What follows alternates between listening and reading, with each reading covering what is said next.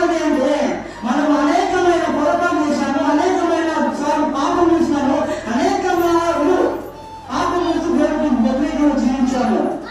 అయ్యో నువ్వు ఈ శిక్ష తట్టుకోలేవని, ఈ శిక్ష భరించలేవని తాను ఆ తోడను దగ్గర పైన వేసుకున్నాడు. ఎందుకు తెలుసా? మనం ప్రేమించాడు. ఆ శిక్ష ఆ శిక్ష నుంచి మనం తప్పించబడాలంటే ఆయననే ఇది వచ్చి మన నిమిత్తము మనకు రావాల్సిన శిక్ష తాను వేసుకున్నాడు. ఎందుకు తెలుసా? మనం ప్రేమించాడు. ఎంతగా ప్రేమించాడంటే ఆయన శివ మోస్తూ వెళ్తున్నప్పుడు, శివ భారమైన శివ మోస్తున్నప్పుడు ఆయన మనసులో ఏమంటున్నాడంటే, అయ్యో నా కుమారుడు ఇంత భారమైన శివ మొదలలేదు కదా, ఇంత భారమైన శివ మొదలలేదు, వాళ్ళు మొదలకూడదు, ఈ భారమైన శివ వాళ్ళు మొదలకూడదు, ఈ భారమైన శివ నేను మోస్తున్నాను, ఈ శివ వాళ్ళు మొదలలేదు నేను మోస్తున్నాను. ఆ భారమైన శివను మనకు రావాల్సిన ఆ శిక్షను తన పైన వేసుకొని కలవరం వైపుకు వెళ్తున్నాడు. ఎందుకు తెలుసా? నువ్వు క్షేమంగా ఉండాలి, నువ్వు క్షేమంగా ఉండాలి. ఇప్పటి వరకు అంధకారం జీవించావు, ఇప్పటి వరకు పాపము జీవించావు, ఇప్పటి వరకు అనేకమైన మార్లు దేవునికి వ్యతిరేకం జీవించావు. ఇదిగో నువ్వు ఎక్కడెక్కడ పరిగణించావో పాపం నుంచి పరిగణిస్తున్నావా? దేవుడు ఆడుకో అక్కడే ఆడుకో, నీ నిమిత్తము నేను శిక్ష అనుభవిస్తున్నాను. ఎప్పుడెవరు పాపం చేశావో ఎవరన్నాడు? ఆపే, నువ్వు చేసిన పాపము ఆపేసాయి. ఇప్పటి వరకు దేవుడికి వ్యతిరేకంగా జీవిస్తున్నాను ఎవరన్నాడు? ఆడిపోక్కర్లేదు, ఒక్క అడుగు ముందు వేయడానికి వీలేదు. ఎందుకంటే నీలో ఉన్న ప్రతి ఒక్క అవయవం నుంచి నేను శిక్షను భరించాను, నీలో ప్రతి ఒక్క అవయవం నుంచి వారి నిమిత్తమైన శిక్షను భరించాను.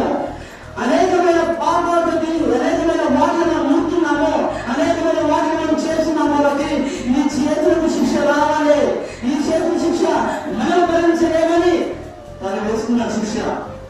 నీవు నేను భరించదని తాను వేసుకున్నాడు. ఇలా ఏ పాపం సంబంధించిన వాటిని ఉంటున్నాము, అనేకమైన పాపం పరిగణిస్తున్నాం, మనము పరిగణిస్తున్నాం, పాపం పరిగణిస్తున్నాము.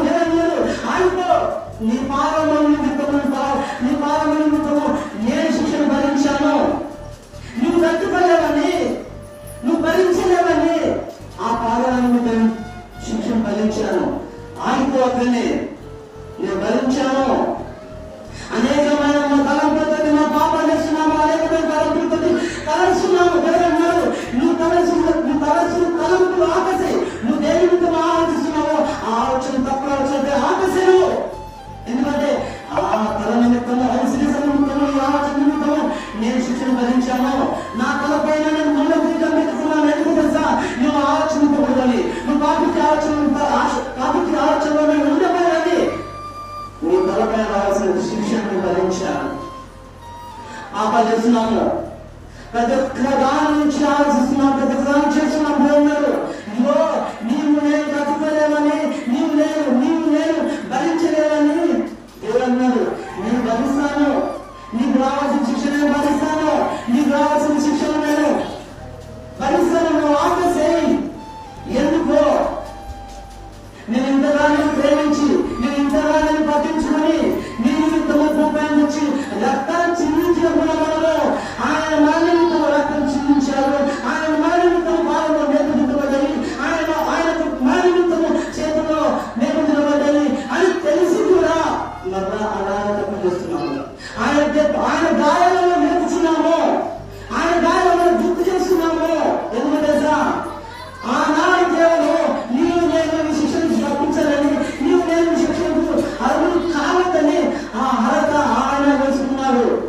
మళ్ళీ మనం ఇస్తున్నాము, ఆయనకు వ్యతిరేకంగా జీవించి అదే శిక్షణకు వెళ్తున్నాము, అదే శిక్షణకి వెళ్తున్నాము.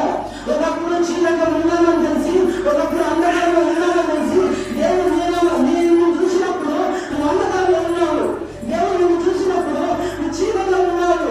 దేవుడు చూశాను, నిన్ను నన్ను చూశాను. దేవుడు చీకట్లో ఉండిపోతున్నాము, చీకట్లో పడిపోతున్నాము, సాతాను చికిత్సలు ఉండిపోతున్నాము. ఆ సాతానులో నుంచి నువ్వు వేరు చేయాలని, ఆ చీకట్లో నుంచి వెలుగులోకి నడిపించాలని నిన్ను దేవుడు కోరి ఆ స్థానం నుంచి పెట్టి దూరంలోకి వచ్చాడని తెలుసా? నీవు నేను శిక్షను భరించొద్దు, నీవు నేను శిక్షను అనుభవించొద్దు. మనం చీకట్లో అనేకమైన పాపం చేసి చీకట్లో చనిపోతున్నాము. చనిపోయి నరకంలో పాపంలో తేలుతున్నాము. బట్టి నువ్వు నరకంలో ఉండొద్దని, నువ్వు నరకంలో యాత్ర పడొద్దని, నువ్వు నరకంలో ఏడవద్దని, నువ్వు నరకంలో పనులు కొరవద్దని దేవుడు చూసి నువ్వు నరకం నుంచి తన రాజ్యంలోకి చేర్చుకోవాలని నీకు రావాల్సిన శిక్ష అంతా తను వస్తున్నాడు.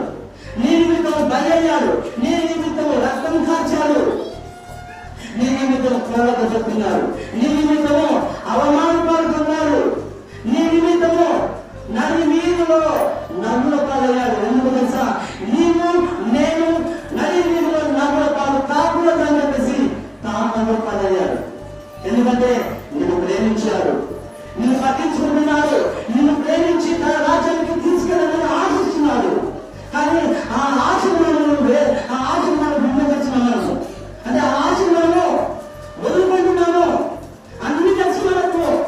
దేవుడు అంటే ఏమో తెలుసు, దేవుడు ఎలా మన నిమిత్తము మరణించాలో తెలుసు, దేవుడు మన నిమిత్తము శిక్షను భరించాలని తెలుసు.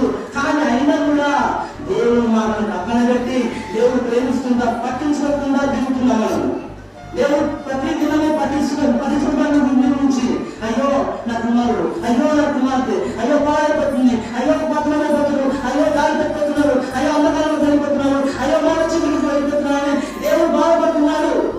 దేవుడు అన్నాడు, నీకు వెలుగులోకి నడిపించడానికి మాట చూపించడానికి వచ్చాను, నేను బాలరాజ్యంలో ఆనందం ఉండాలని వచ్చాను. నువ్వు ఎందుకు మాటి మాటికి నాకు దూరంలో వెళ్ళిపోతున్నావు? ఎందుకు మాటి నాకు వేదన జీవిస్తున్నావు? అన్ని తెలుసు కూడా, అన్ని తెలుసు నీకు. నేను నీ నిమిత్తము గాయపాలయ్యానని తెలుసు నీకు, నేను నీ నిమిత్తము అవమానపాలయ్యానని తెలుసు నీకు. కానీ అయ్యా గౌరవిస్తున్నావు. మన నుంచి ఏదైనా ఎవరి నుంచో వచ్చాను కాదని, సర్వ మానవాల నుంచి ఆయన బలియ్యాడు. మనం బలి కాదు, మనము ఆ శిక్షను భరించలేము, మనము ఆ శిక్షను మోసుకొని వెళ్ళలేము మనము. కానీ దేవుడు అన్నాడు, నీ నిమిత్తము నేను శిలువలో బలి అవ్వడానికి సిద్ధంగా ఉన్నానని చెప్పేసి ఆయన శిలువలో బలయ్యాడు.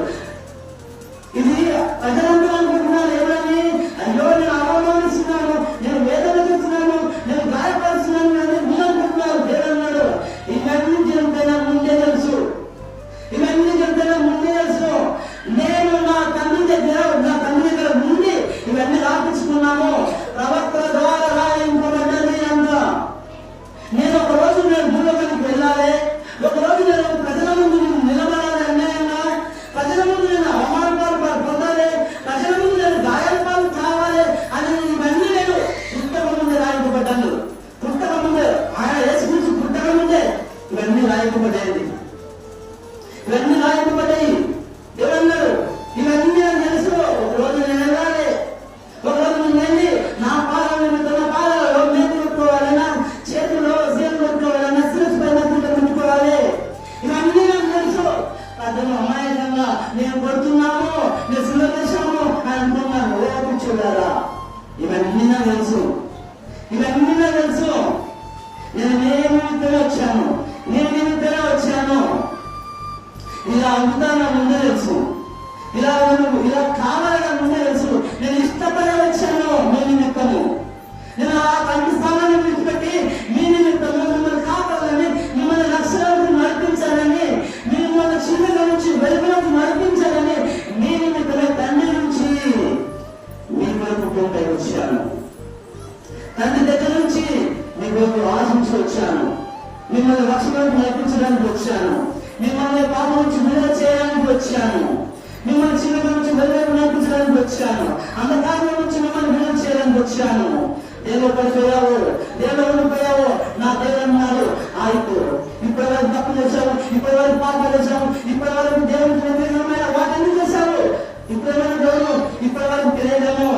దేవుడు అన్నాడు, ఆపేసేయి, ఇక నుంచి అయినా ఆపేసేయి.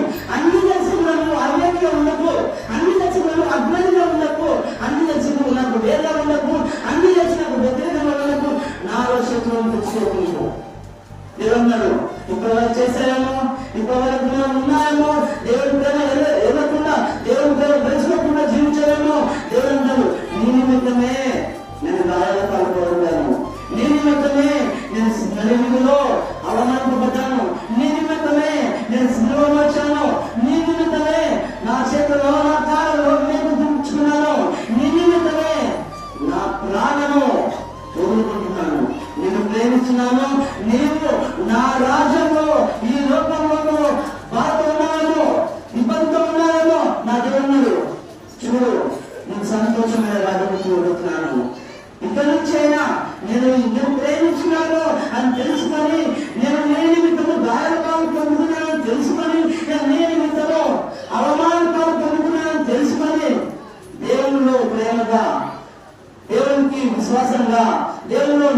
యథార్థముగా నీతిగా న్యాయంగా జీవించమని యేసయ్య వచ్చినాడు.